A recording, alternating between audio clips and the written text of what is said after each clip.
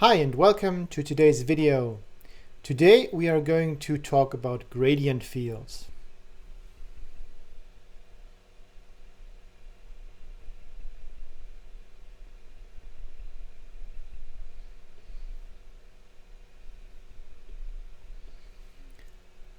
Now you will remember that we have already seen gradient fields given a scalar field, so a function that maps from r to the n to r to the reals. We can have a look at the gradient of that function, and that defines a vector field over the domain of the function. So we've seen these gradient fields as one possible example for vector fields. And today we are going to explore their special role a little further and explain why gradient fields are particularly important in many practical applications. So let's say we have a scalar field. For a scalar field, capital F, defined on some domain D, mapping to R. The gradient defines a vector field.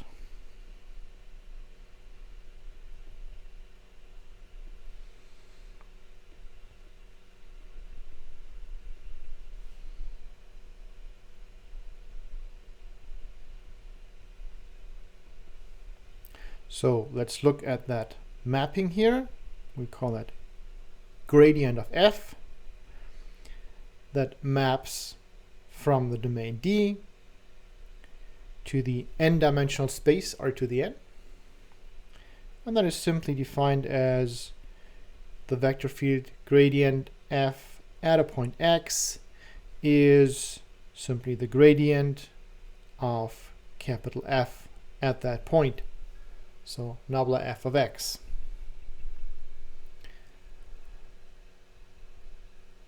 One could say, in a way, that this gradient is a derivative of f, or not just in a way, the gradient is the derivative of f.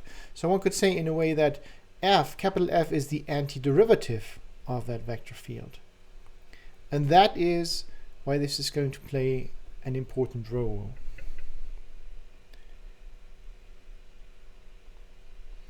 So one could say that capital F is an antiderivative of the vector field gradient F. And vector fields that have this property, that have an antiderivative in the sense that they are the gradient field of some scalar field,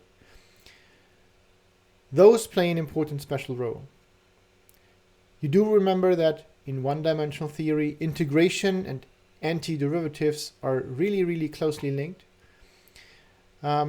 That link is not that close in higher dimensional integration anymore. We've rarely talked about it up to this point.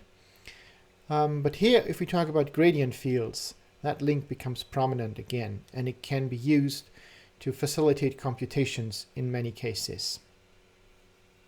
So vector fields that have this property, that can be derived as the gradient field of some scalar field, those will get a special name. We'll call those gradient fields.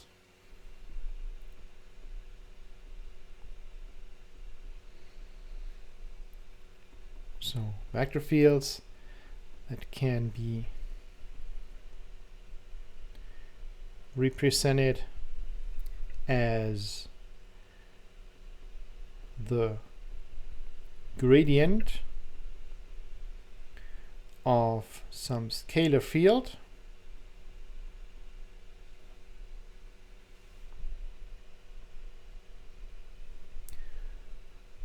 those get a special name because they play an important role.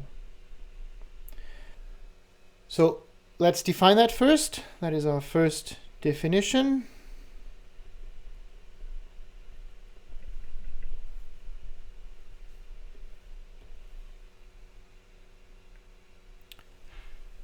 Let's say we have a vector field on a connected set. So a vector field, as usual, I'll just call it V, that maps from D to R to the N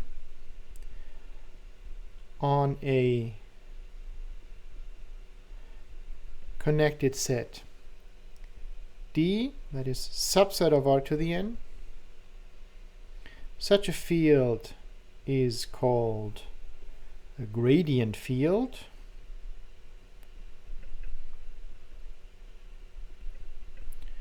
Or it's often called a potential or potential field.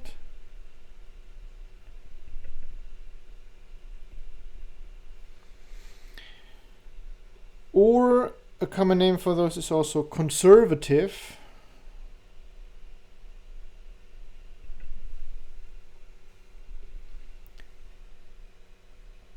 If there's a scalar field such that this vector field is the gradient of the scalar field. So if there is a scalar field, let's call that capital F, maps D to R, such that the vector field V is equal to the gradient field of F. And such a function is then called an antiderivative of our vector field, or a potential. That's where the name potential field comes from.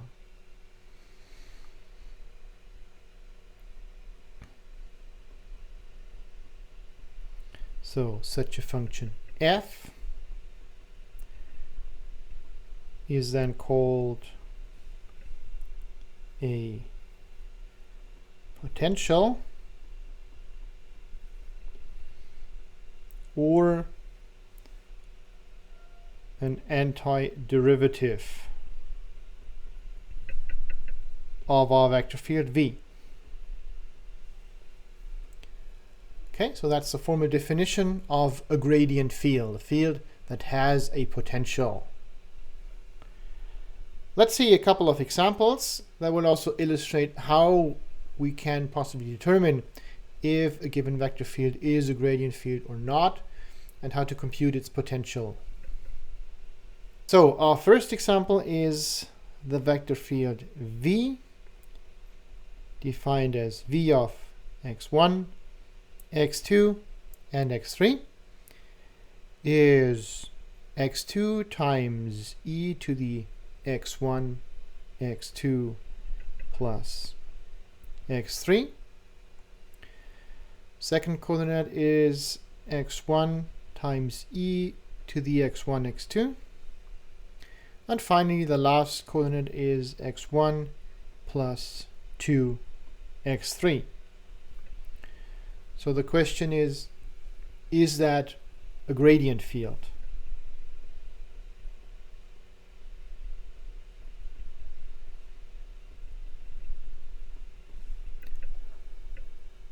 Let's assume for a moment there is a potential.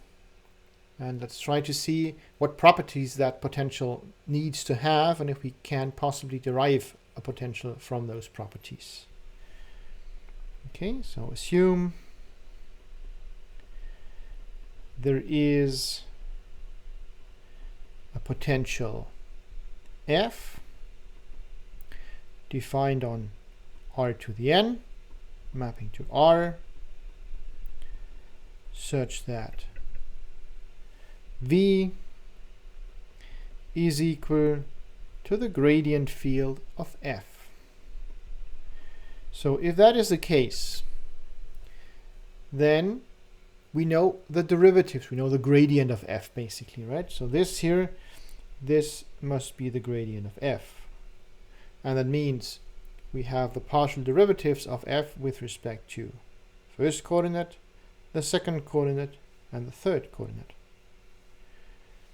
Okay, so it needs to hold that df dx1 of x is that first coordinate here, this one. So that is equal to x2 e to the x1 x2 plus x3.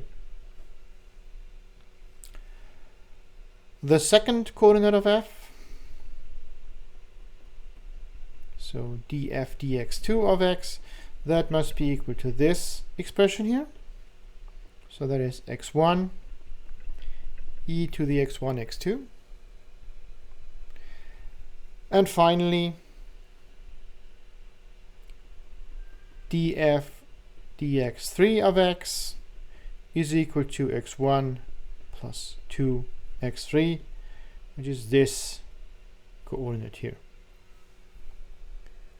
So we have these three requirements here. And of course, that means we can make conclusions about how f can possibly look like. Let's start with the first expression here. So what that means is if df dx1 of x has that form here, x2 e to the x1 x2 plus x3, then that means f itself, the function f, that basically must be the integral of that expression over x1. So we can just integrate this expression here with respect to x1. And if we do that, well, what we get is, so this e expression integrated, that is e to the x1 x2. If we differentiate e to the x1 x2, then we get x2 times e to the x1 x2. So this here is exactly what we need. That's the derivative of e to the x1 x2 with respect to x1. Okay, so in the integral we get e to the x1 x2 for this expression here.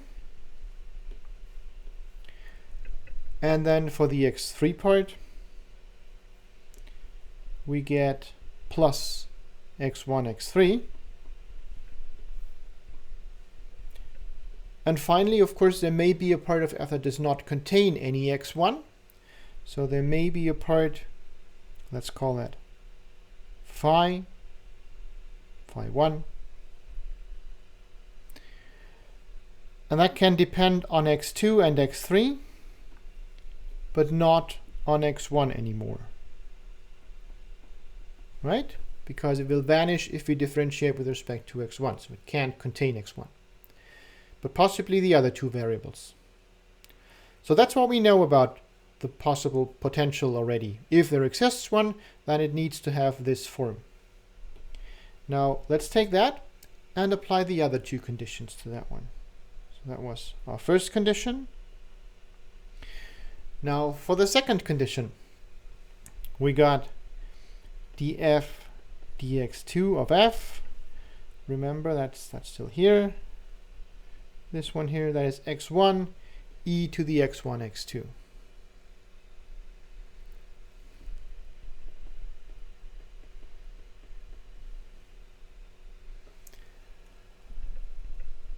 Remember, we already have our candidate expression here, so let's take that and differentiate it.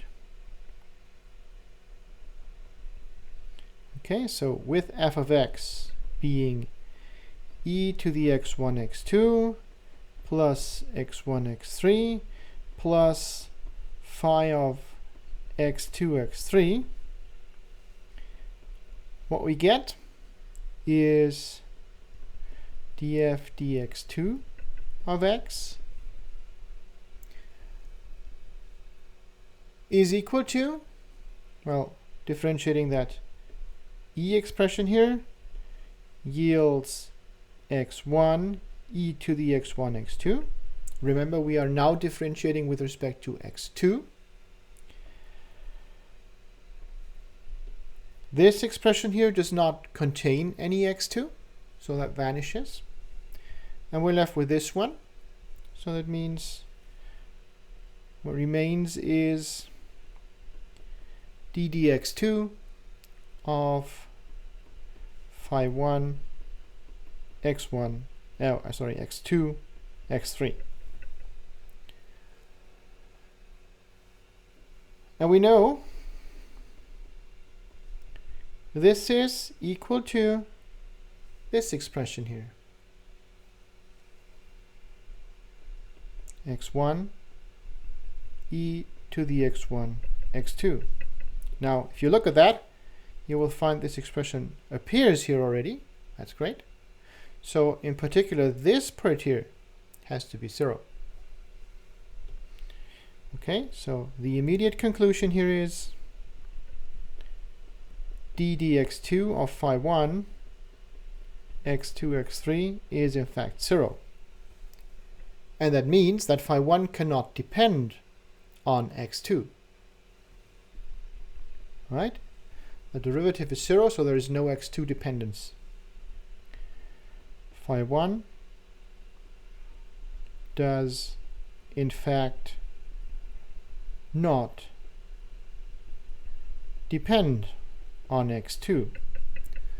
So it only depends on x3, and that means actually our phi1 of x2, x3 has the more simple form phi, let's call it phi2 of just x3. It can't depend on phi1, we've excluded on x1, we've excluded that already, and it can't depend on x2, we've just seen that. So it can only depend on x3. Okay? So that means currently what we know about f is it has the form e to the x1 x2 plus x1 x3 plus some function phi2 that only depends on x3. And now finally, let's have a look at the derivative with respect to x3. This one here. So that is x1 plus 2x3. df dx3 of x is x1 plus 2x3.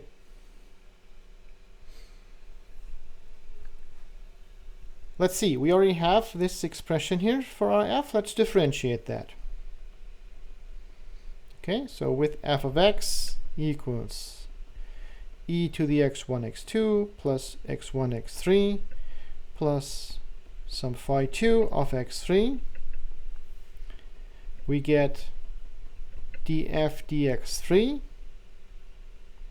at x equals, well, that first component here that does not contain any x3, that vanishes. Here we're left with just x1, right? So this is x1 plus, and then we have the derivative of phi2. So d dx3 of phi2 at x3. And now we know this has to be equal to this expression here, x1 plus 2x3. So the x1 is here. That's great. And what that means is this derivative here is equal to 2x3. So the conclusion that we get here is d dx3 of our yet unknown function phi2 of x3 is 2x3. Okay, so now we need a function that has 2x3 as its derivative.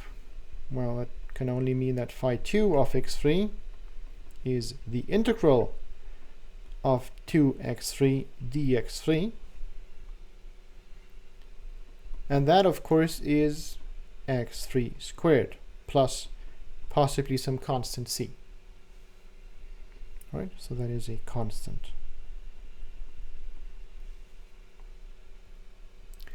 And that means we have finally found our function phi2 and therefore our function f.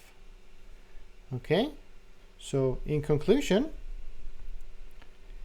f of x1, x2, x3 defined as e to the x1, x2 plus x1, x3 plus our function phi2, which is x3 squared plus a constant, that is a potential for v as the gradient of f is equal to v.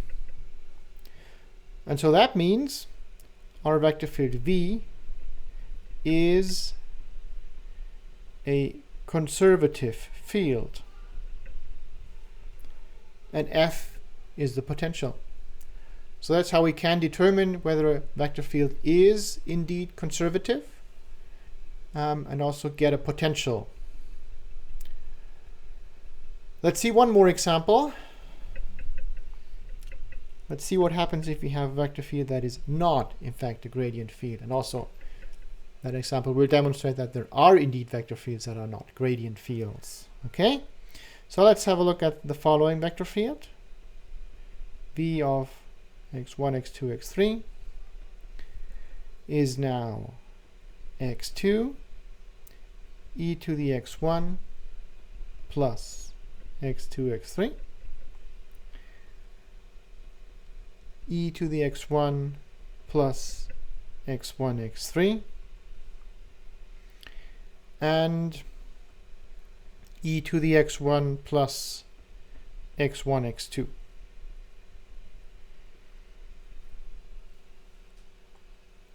Again, we'll assume there is a potential. We'll derive conditions for that potential and then see whether they can be satisfied and what the potential may be. So assume there is a potential, we'll call that capital F again, and that would map from Rn to R for our vector field. Then the following is true.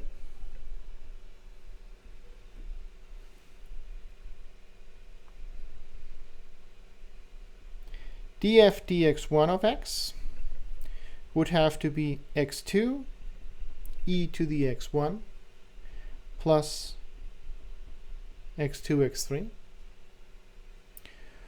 So that means our potential is the integral over this expression with respect to x1. And that would be, well, is x2 e to the x1. That's easily integrated, right? Then we have x2, x3. That's also easily integrated. That will yield x1, x2, x3. And then potentially there is some function that is not dependent on x1. Again, let's call it phi1. And that could depend on x2 and x3. So this is the first idea that we have for the function f. It might look like this if it exists at all. With that, let's take a look at the second coordinate here. So that is the derivative of our potential capital F with respect to x2. So df dx2 of x would have to be e to the x1 plus x1, x3. So with what we already know,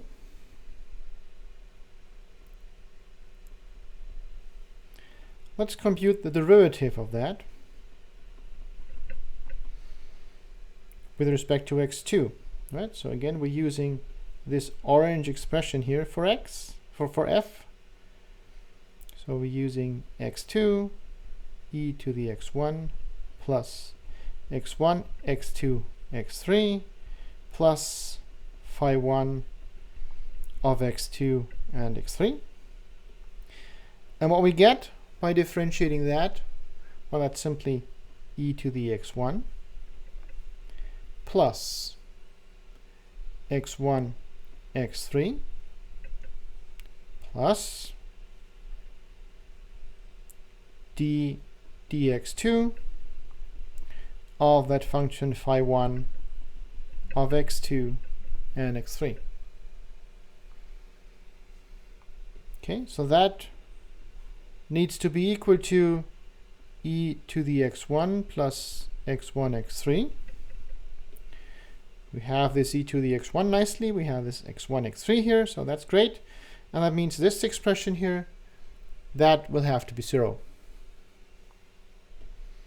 Okay, so what we can conclude is, similarly to what we did before, d dx2 of phi 1 of x2 x3 is 0. So phi 1 does not, in fact, depend on x2.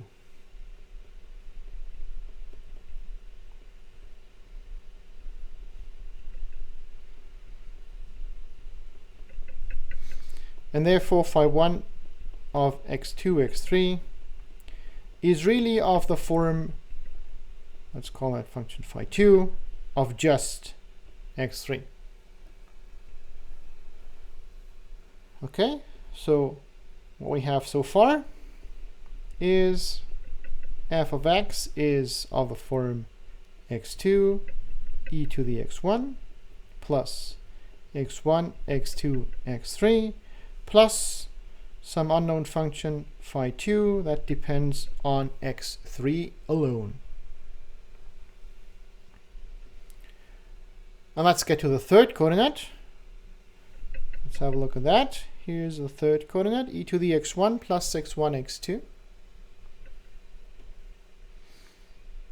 So we know that df dx3 of x is equal to e to the x1 plus x1 x2. We already know parts of f at least, so we can compute the derivative with respect to the third coordinate, with respect to x3. So we're taking this f here,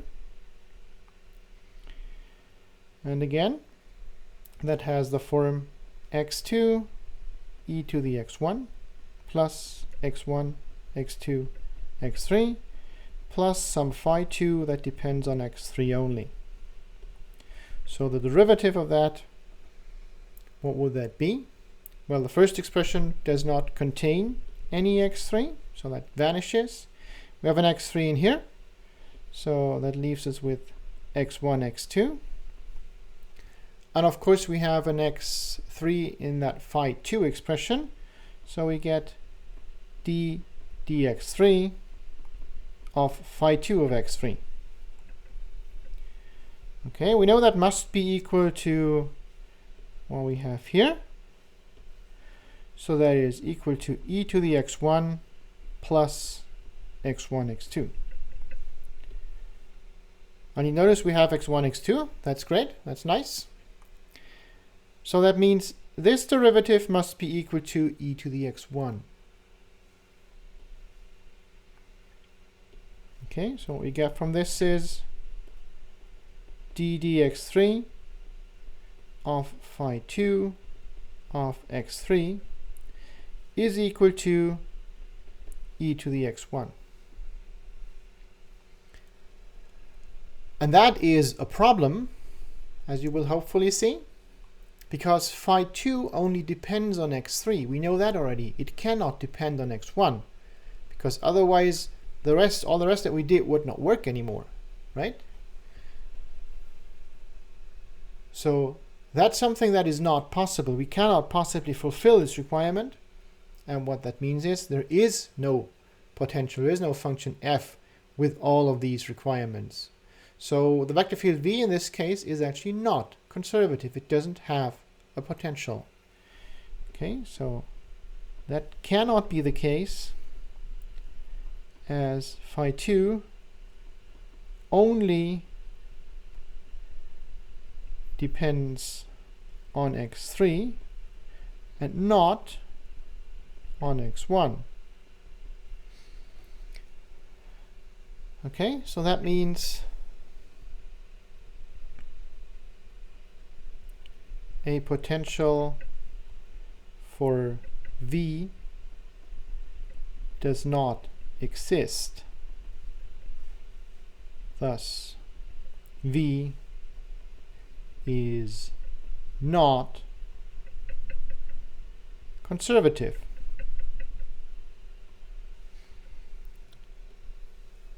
Okay, so by assuming there is a potential and then just deriving the conditions on that potential, deriving a function that may possibly satisfy that, at some point we arrive at a contradiction that tells us there cannot be a potential for this case because our vector field is just not conservative.